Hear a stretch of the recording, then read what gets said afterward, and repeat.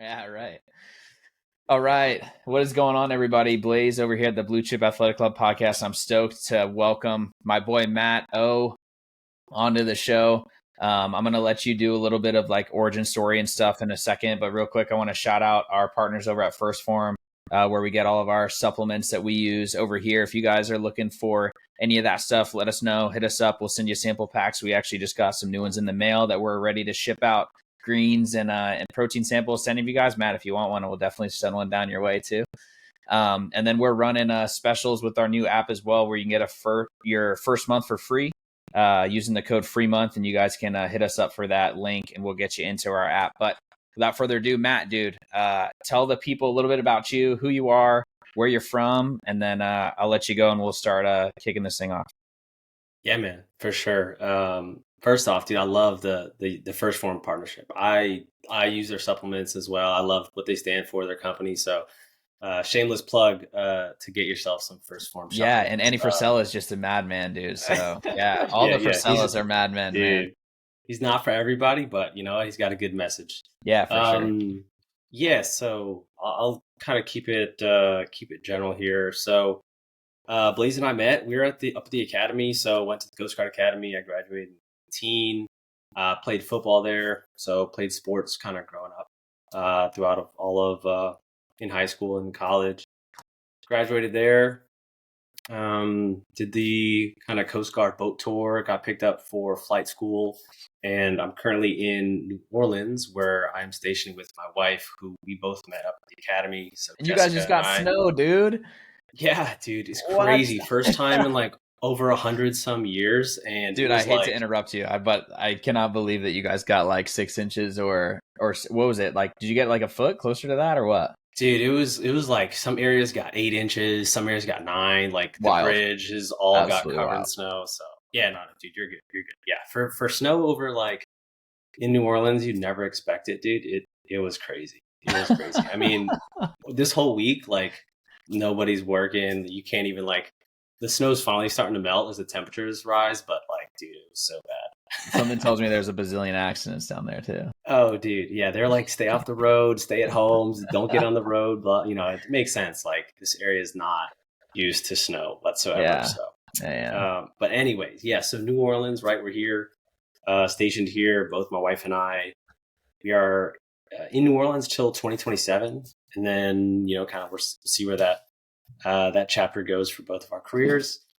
What else? So kind of like business wise or real estate wise, why we share our content is just kind of trying to inspire and share our story, what we've learned, our experiences, lessons that we either paid lots of money and made those mistakes getting into real estate, operating Airbnb, and kind of doing that model while we're still in the military. And so that's something that has forced us to learn, grow, and apply new skills that we didn't have.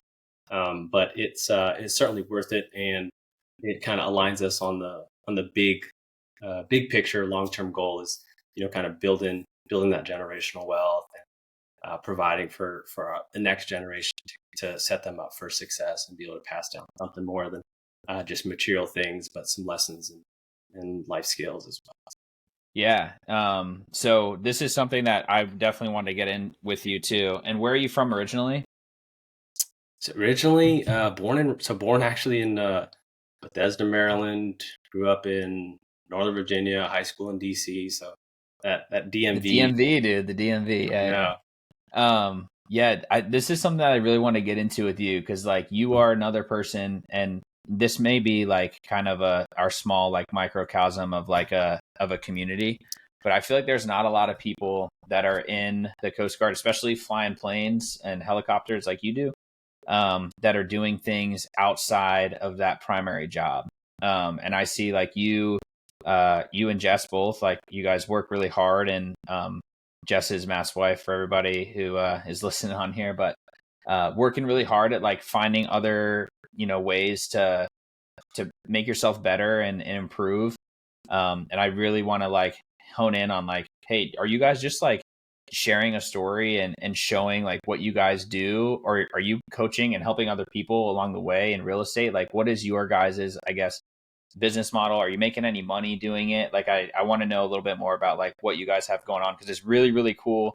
The amount of like free information that you guys share is awesome. And I've watched a ton of your guys' stuff as well. So Yeah. So in regards to, I guess we'll kind of address like the monetization side of things, and that can kind of lead to maybe kind of the purpose or the why.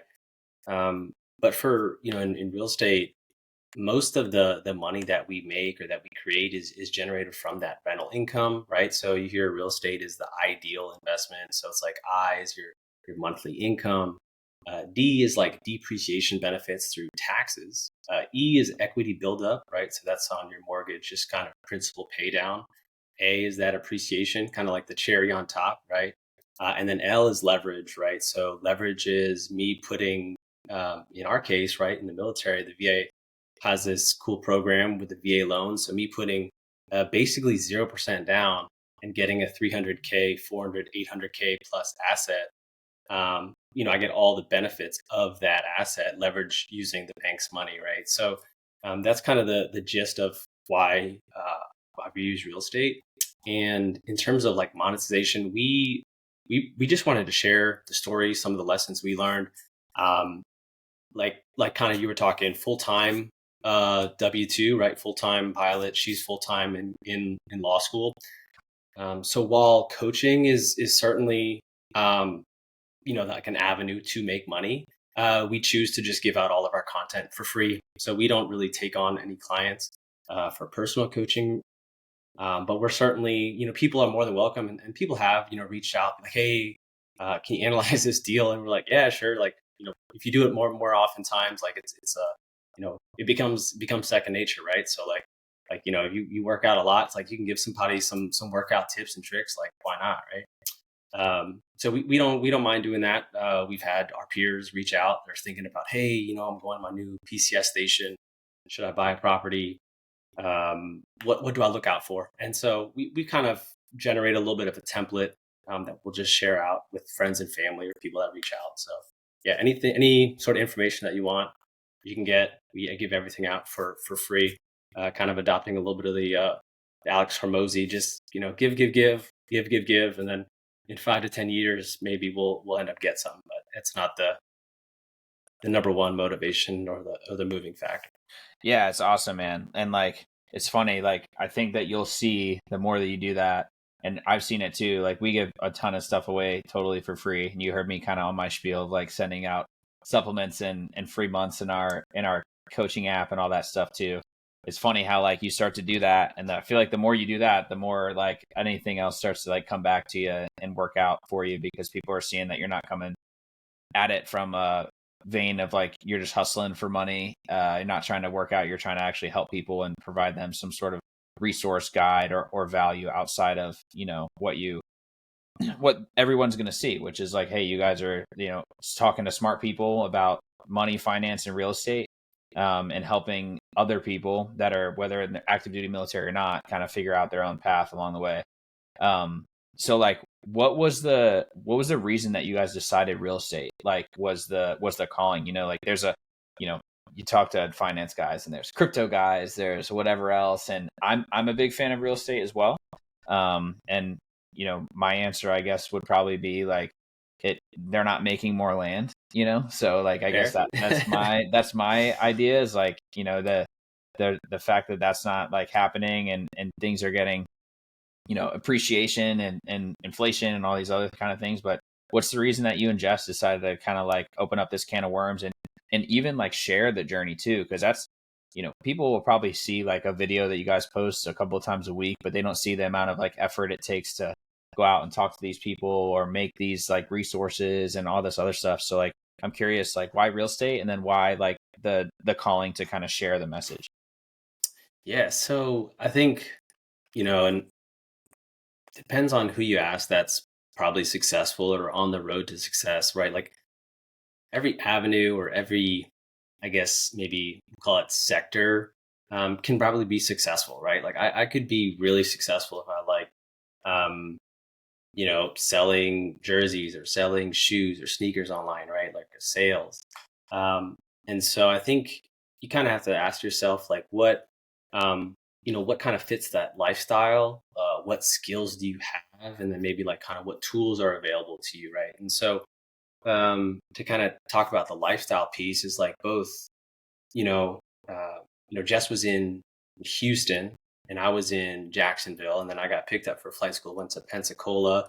She was still in Houston. So, we were kind of doing that geo bachelor thing where both of us were apart.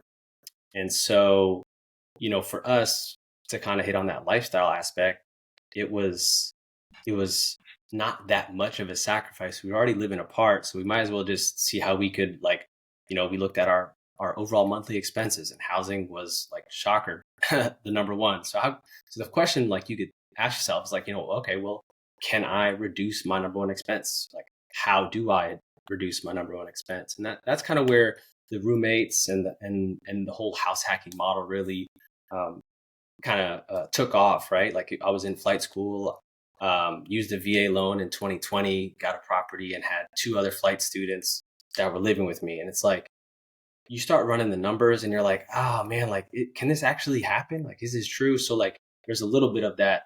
Like that kind of it fit our lifestyle. The skills that we had is like I had to learn how to analyze a deal. I had to learn how to run the numbers, right? So you kind of learn that skill. You kind of buy down a little bit of that ignorance, right? Like you're like, I think like I'm confident in my numbers. Like I think this will make sense. Um, and then yeah, you kind of go for it. Really, I mean, you got to be willing to make a sacrifice. And for us, sacrifice sharing housing expense or sharing, living areas. Like that sucks. Like nobody really wants to do it. But if you could maybe do that early on in like 20s, like if I could tell myself in my 20s again to do that, so I could set myself up in my 30s and 40s um, to kind of be set up in a way where it's like, if I live that life, like worst comes to worst, I could go back and have roommates because I've experienced it. Um, so that's kind of why real estate kind of hits those three aspects. And then the reason why, again, going back to kind of giving value or sharing our story is like, imagine if I had that resource when I was at the academy, and like it was like you and your 3, 4 close friends were going to Alameda, Seattle, Miami. I would have bought that house that first tour, had my buddies and roommates, and I would have been house hacking probably $250,000 property, 6 bedrooms, four other roommates. And it's like, if you analyze the deal, the numbers work, then the numbers work. And then, yeah, I mean, you kind of can build that stack from there. So the reason why too is just to kind of enlighten, share everything that we didn't know, right? It would be cool to help that next generation kind of get a leg up. Yeah, it's cool, man. It's super cool. And I think like a lot of people are kind of nervous and worried about real estate based on, the market, and we'll say like interest rates and, even like presidential things and politics and whatnot kind of can get into it. And we don't need to go down too far down that rabbit hole because I don't speak on Yeah, stuff that I'm not very I don't want to educated get you. I about. don't want to get you canceled. That's right. That's Yeah, right. It'll yeah, come, dude. It'll come. But I will say that like I think that it's cool that you guys were willing to take that chance, and I want to hear a little bit more about like your story, you and Jess, and you can tell them like whether it's together or separate. Like, hey, you decided 2020 you were moving to Pensacola, and this is like, is this property number one? And then like from there, like what have you guys done, and where are you at like now currently in your guys' living situation, that you think that, hey, what's maybe the next move, and kind of forecasting what you guys are looking to kind of do. yeah. So to kind of break down that first deal, right? And the first deal is probably everybody's like the biggest hurdle, right? Because you're just completely venturing into really uncharted And waters. you're scared shitless, dude. Yeah, dude. Yeah, Yeah. man. You don't know what. So like, yeah, you don't know what you don't know. You can read all the information that you want, but like, man, that experience of like just getting over the hump, right? It's a confidence builder, right? It kind of builds that courage, right? Um, so yeah, Pensacola, I was there in flight school. It was during COVID, so training was kind of taking a little bit longer. And so for me, I was still in a I was living with roommates, but I didn't own the property. So I was living with a couple of my classmates. And then I had a good buddy of mine that bought a property. If for those that are familiar with Pensacola, just between two Navy bases, right? Like just to make things simple. He was talking about it, and I was like, oh, that's kind of interesting. And then, like I said, during COVID, lots of extra time. So, I use that time to really kind of self-reflect and really learn. And I felt like I started reading books like for the first time. It's crazy, right? So I started reading and learning about real estate. The reason why real estate, like I said, that lifestyle and sacrifice. I had some friends and family, mostly family that did a little bit of real estate. So I kind of leveraged on them. Come to find out, like my mom was really, um, she was able to capitalize on buying properties in Las Vegas after 2008. So she got them in 2010, I think. Yeah, 2010, 2011. And so, she never really said like, hey, this is the way, this is what you got to do. It was sort of like she was waiting for me to kind of ask those questions of like, hey, like, why would you get invested in real estate? And right. And for a lot of people, it might have been like, yo, my 401, she didn't say yo, but my 401k or my retirement account, was, lost over half its value for like a stock market crash. Right. And so, lessons that I didn't learn, right? I'm only probably what, 18, 20, like I'm in early 20s of that lesson. Um, you don't really fully understand the gravity of like those types of events. And so, you start learning about finances and real estate and, these terms like diversify and what, like you want to put those into practice and like kind of what those mean. And so, yeah, I mean, that ended up being that first property in Pensacola. After I learned how to run the numbers, I kind of ran it through. Um, and we bought it. It was, 200, about 230K, 0% down. And, after all said and done, your principal, interest, taxes, and insurance ran us about, right now it's 1,200. Excuse me. Yeah, 1,200. I had two roommates in there, and they paid both 650 each. So it's like you're getting 1,300, you're paying 1,200. I'm no math genius, but those numbers look pretty good even on bad days. So fast forward, since that worked, that was in 2020. She got orders to New Orleans. She was moving from Houston to New Orleans. And this is, I would say, a pretty pivotal moment where we put a lot of money and invested in our education and skills, joined a mastermind with real estate investors and those with the military background. And at this point, this has been the most amount of money I've ever spent on my education. And so it was like crazy. But, looking back, it's like that.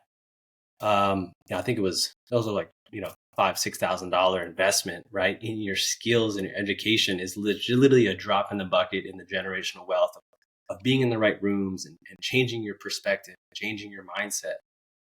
And so having those conversations helped us build the confidence to think bigger and think outside the box. And so fast forward to 2021, we're in a mastermind. We learn how to analyze, multifamily and end up getting a triplex here in New Orleans. And we live in, or Jess lived in one unit at the top, long-term rented another unit. So that's two units, right? And then on the third unit, which is the bottom or the downstairs, we operate a short-term rental or like an Airbnb. And so, that's another skill. How do you learn and operate Airbnb? And so, it's always just solving problems, solving people's problems. And, this is not stuff that we learn, right? Like you don't learn this. It's either try to ask people or hey, I know you've done this. Like, can you share your experience, right? So it kind of goes back to just being willing and okay of like asking for help and paying into your skill set, paying into buying down, that knowledge that you just don't know. So that's 2021. And then because like the house hacking strategy worked and we repeated it, it's like kind of the old saying, if it's still working, and it ain't broke, don't fix it. So we did that again in Pensacola.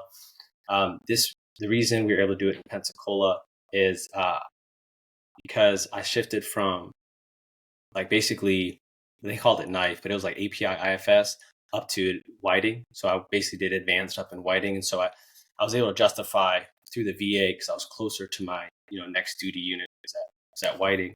And I just did the same thing, owner occupied house hack. This time it was a 5-bedroom, 3-bath. I also got 2 extra roommates in there.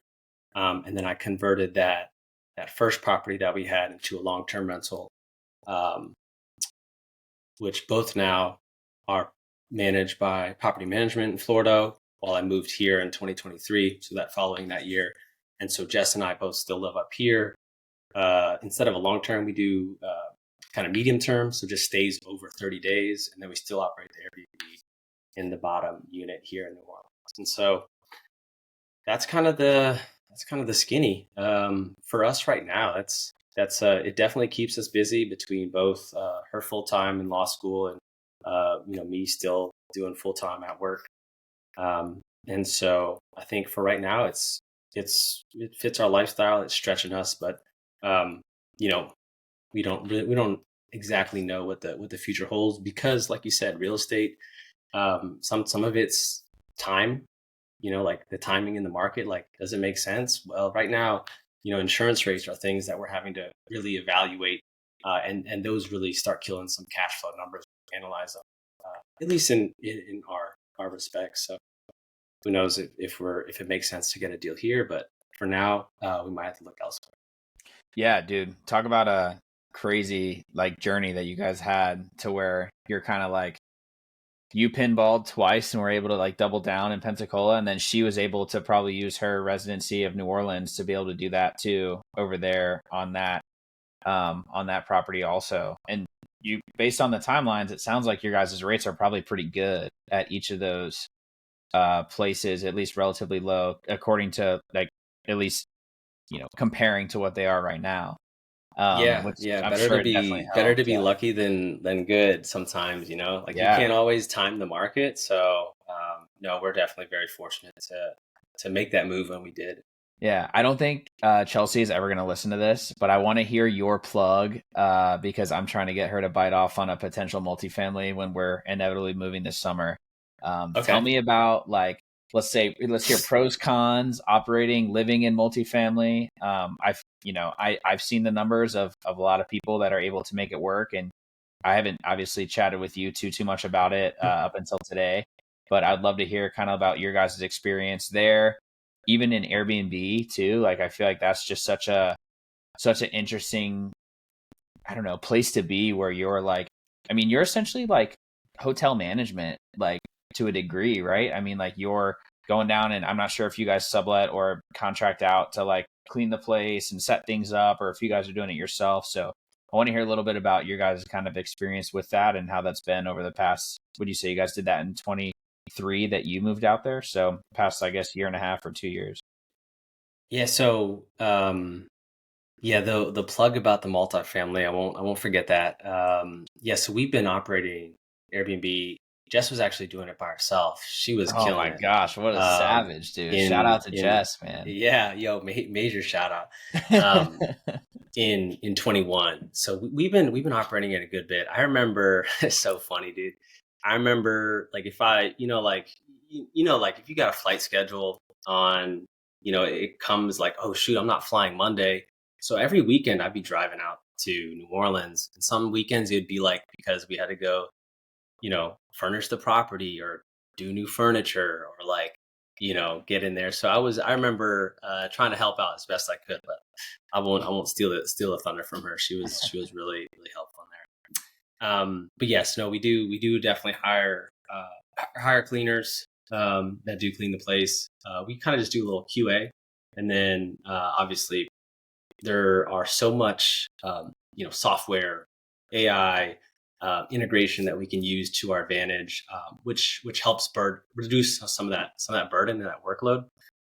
And so, using property management software, dynamic pricing tool, um, help sync the calendars, and that way you're able to populate your listing on multiple different platforms. So without the software and technology, obviously it would take a lot of like day-to-day legwork, but once you set up the systems and can manage it and tweak it and stay on top of it, I think it's a lot more manageable.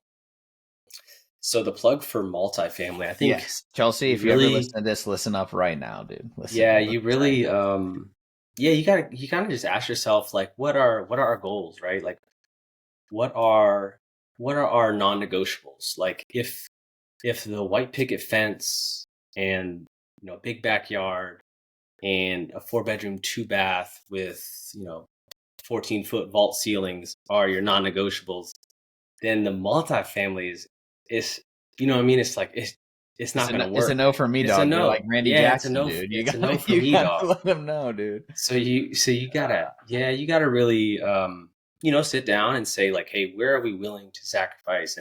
And the biggest thing you can do is you kind of outline the information. You did your research, like, hey, these are the numbers.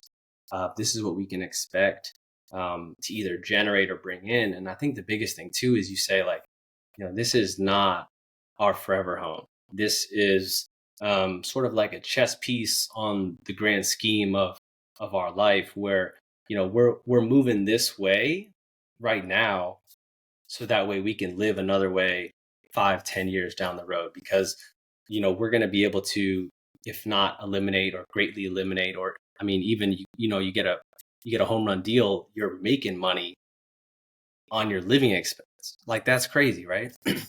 So it's possible. But it's like, well, what are we willing to sacrifice? Because when you're doing a multifamily, you're sharing parking spaces, sometimes sharing walls. Yeah. So like, we have we got like some we have like, you have to, like, the city regulates, like, you have to have like a noise monitor, so like people aren't throwing parties at Airbnbs. Like, I'm sure you've seen, like, people with throwing like crazy parties at Airbnbs is like kind of a no-go, and so like they're doing their things to kind of enforce it. But yeah, like personal space, like, I mean, yeah, you get separate entrances, but you know it's not like that single family home where you have like acreage of land, you can let the dogs out, all that. So it just really depends. And then the other thing too is like your market, right? Like in New Orleans, multifamilies are huge. They're these like the shotgun style row houses that because like you said, they're not building any more land right around the Mississippi River, so um, they got to build them somewhere. So it just kind of depends, like, depends on where you guys are getting stationed as well, like if that market has multifamily. So those are kind of the biggest things maybe I would just at least consider to start getting that questions going out, and then kind of feeling it out, right? Like, well, it might not make sense. Dude, I've been plugging it, man. I've been plugging it for sure. Dude, you can always try, though. You know what I mean? That's what it's about. That's right. Well, I'm just gonna have you on the phone next time. I'll just be like, hey man, what do I say now? I'll have you like a bug in my ear, like we'll be on a spy movie. Oh God, dude, I gotta ask. She's gonna hate me. She's gonna hate me yeah, already. I know. I want to pivot a little bit, man, and chat a little bit. Like, I think first met, and I don't know if you remember this, but we used to play pickup basketball at the academy a bunch. I think Jake David, shout out to that man. I don't know what he's been up to recently. Dude, would go out and play. Still, man. And dude, oh my gosh, I can tell you, and this is like, I wish I was a lot better at basketball. I'll say I'm like a mediocre basketball player, in the grand scheme of things. And dude, it was so much fun going out there and playing and doing that. I guess a couple of questions for you. One, do you still play? And then two, what is your kind of health routine now? And do you have kind of a routine there? Because I know for me personally, it's so important for me to have that. And it's not just because I coach people on it. It's because I need it for my own like mental health too, and making sure that I'm kind of having that check in the box. So what's your routine, and are you still balling? Dude, that is so funny, man. So obviously, because of that snow, we had a game. It's a base league, so we got a air station unit. We had a game today at 5:30, so I was like, that's why I had to push our schedule back. I respect. So you played though. You played. It was canceled. Well, not because of the snow, man, dude. Yeah, so it was canceled. So there is a base league, so I still try to stay active. I know. I mean, man, pickup basketball is just like the number one crew killer in the Coast Guard. So I gotta be careful. I gotta be careful. Um, but yes, still hoop. Um, for fitness wise, I think I always, I think, anybody that really grew up around sports, grew up, um, working out with that structure, I feel like part of them misses that. Like I do miss like those, you remember like those group workouts, like everybody's in the gym, dude, just three people lined up on a squat rack. Like, man, those were some good times. But no, me knowing it's like, well, I'm not going to put 3 plates or 4 plates of squat on my back ever again.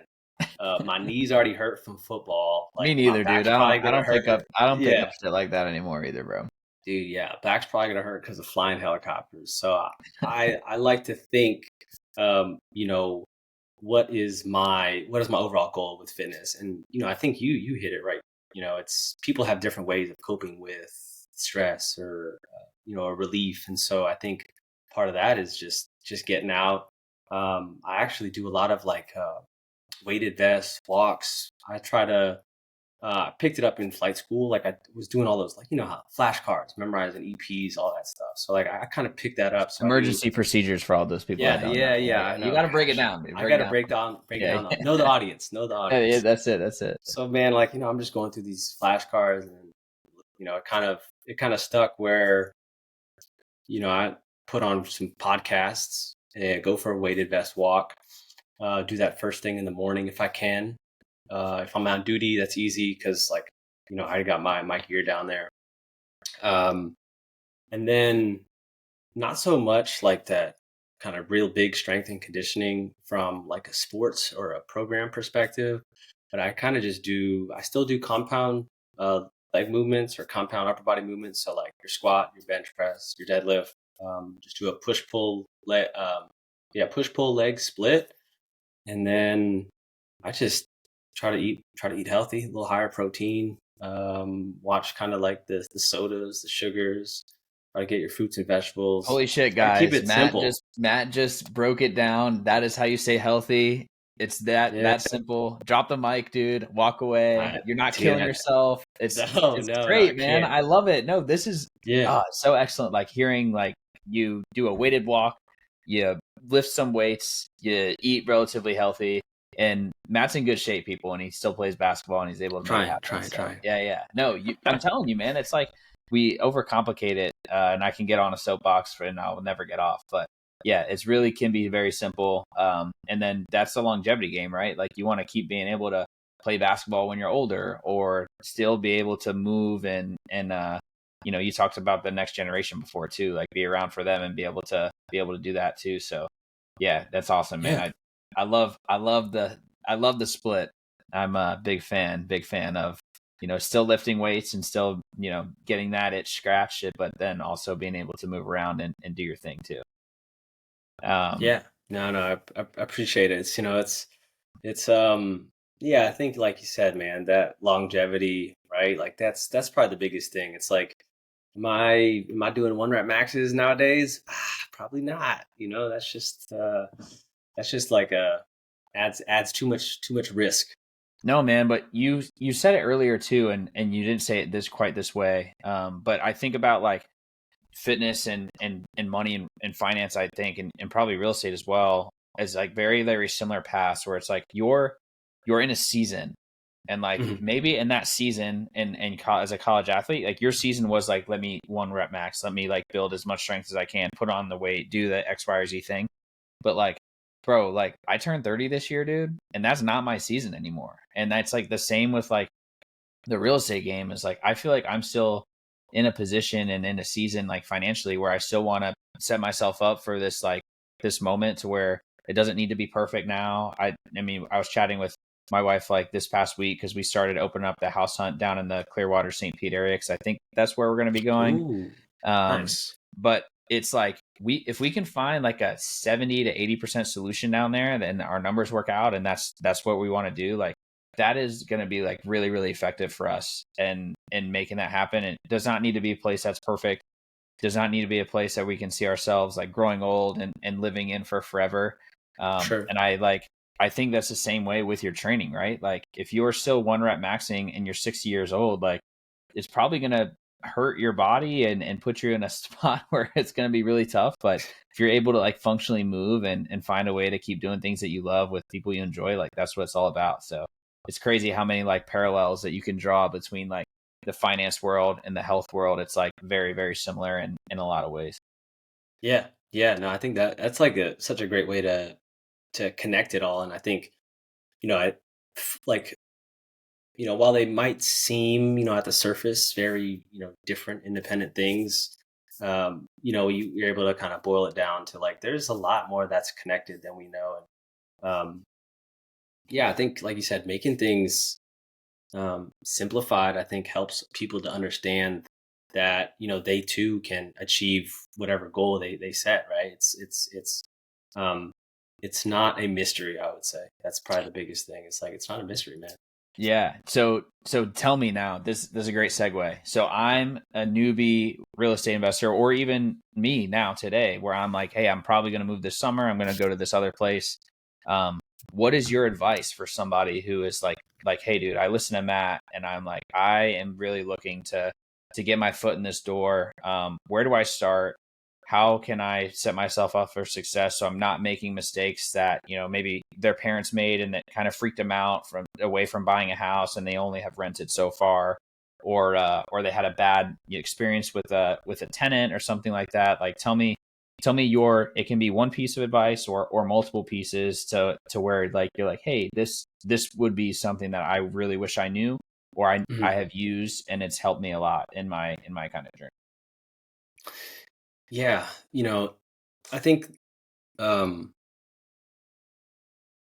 I think it's very easy to say um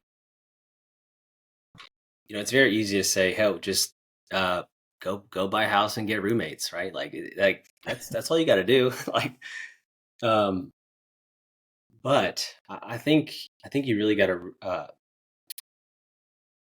to like take inventory, maybe is the right word, of like, like again, I think I always go back to like, what are your goals, like like what if you think real estate is beneficial, but you haven't really done any like research on it, or you haven't read a book, picked up a book, or reached out to somebody that maybe got involved with it.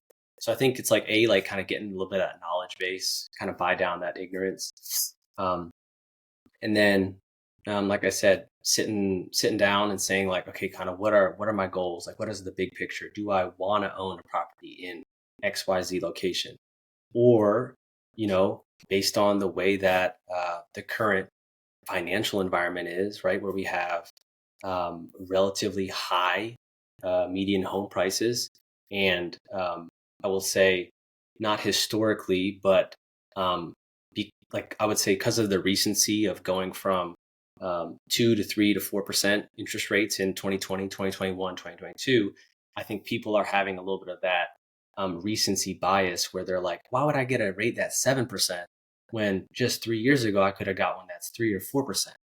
And then, you kind of like zoom out on the grand scheme of things, like 6, 7, 8% interest rates are probably more of a historical average over the or past, like, 100 years, for example.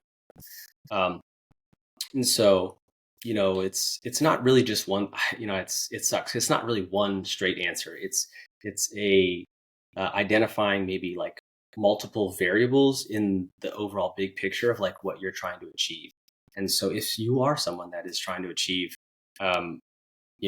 building that wealth, and real estate is a vehicle that, you're in it for the long haul, right? I would say that's the other thing too, is like, this is not like a one trick pony. You got to be willing to plant those seeds, like, like your fitness, right? Like, you don't go to the gym thinking, man, shoot, 7 days I'm about to look like the Rock. Like, no, you got to be thinking 5, 10, 20 years. And that's probably the lens I would encourage people to view um, real estate, and your finances and your fitness too, right? Like take that long term perspective, um, and then, kind of apply what goals that you have set for yourself, and then use that as kind of like your compass as you navigate And you don't need to buy a house next year to build generational wealth, right? You could kind of learn over the course of the year, maybe rent. That way you're a little bit more flexible, you're a little bit more mobile, and then, see what happens. Maybe it might not make sense to buy. Maybe it might make sense to rent, um, save some of that housing expense, live below your means, build up that cash reserve for the next opportunity that might appear. So it's certainly not a one size fits all answer, but those would be kind of like some of those the thoughts that come to mind for that. Yeah, totally, man. And it's funny how you kind of say like taking inventory and analyzing your goals and kind of what you're willing to accept and those types of things. And that's the same thing that we tell people, working with them in their health, like if your non-negotiable is that you want to be at home to put your kids to bed every single night, well, then we probably shouldn't train at night. Like that probably is something Yeah. that you probably should try and prioritize to do a different time in the day. Or, hey, maybe a walk is something that you can't miss or whatever that thing kind of becomes. And, if you're able to take stock and be like, hey, I'm at maybe, for example, and we just got a Ninja Creamy, dude, and it is game changer, bro. If you don't have one, Oh, is we it? could chat. We could chat some more. I could go on a soapbox about the Ninja Oh, Creamies heck too, but yeah.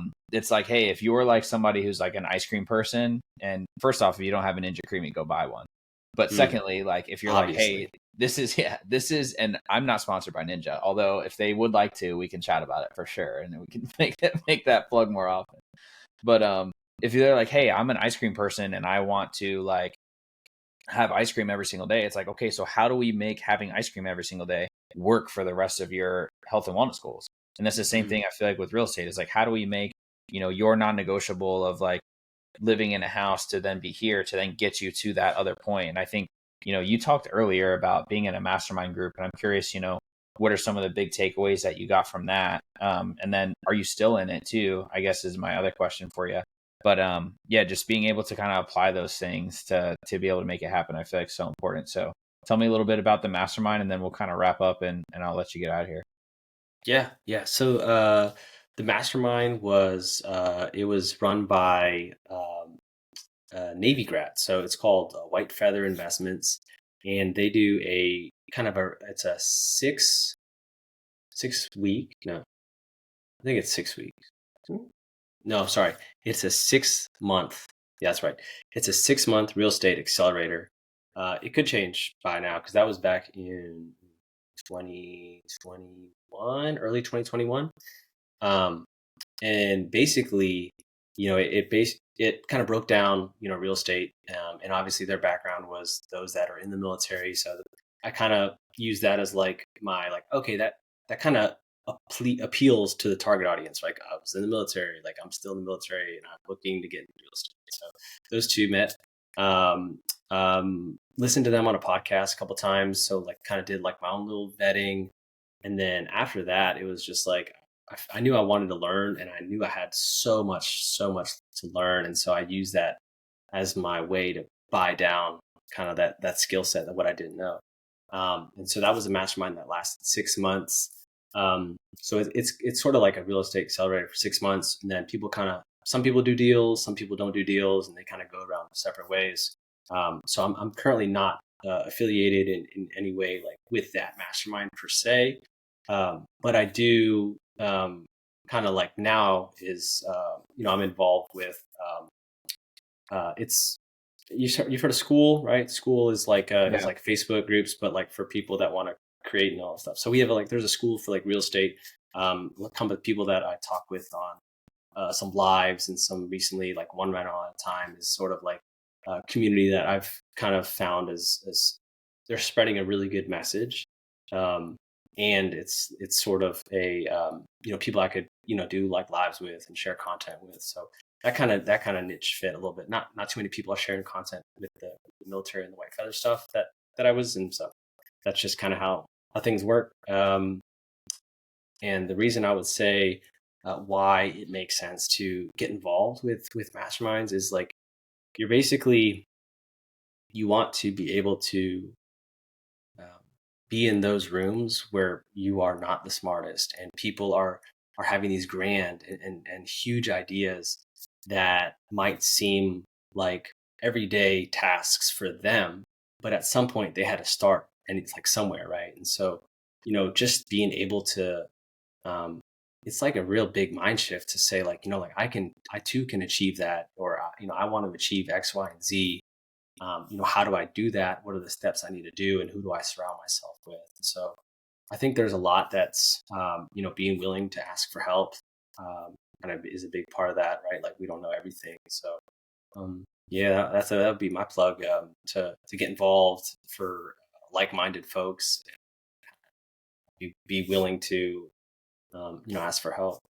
Yeah, and I'm actually currently part of one, and I've been part of one now for a little over a year now, through a couple of my business coaches too, and I've had I guess a couple different business coaches along the way also, because like you, I wanted to buy down my own risk of doing this, right? Like Yeah. setting up systems and having that stuff understood. And I want to give a quick plug and shout out to the guys that we work with, the Build Different Mastermind group, which is Jeremy Scott, who's like what I would consider one of the like most, I will say, like pioneers of like Sure. online coaching, and then also like coaching in general, for the health and wellness space. That guy's a stud, and he's been doing it for, he's going to be able to be one of the first few people that are retiring in the fitness industry, which is crazy.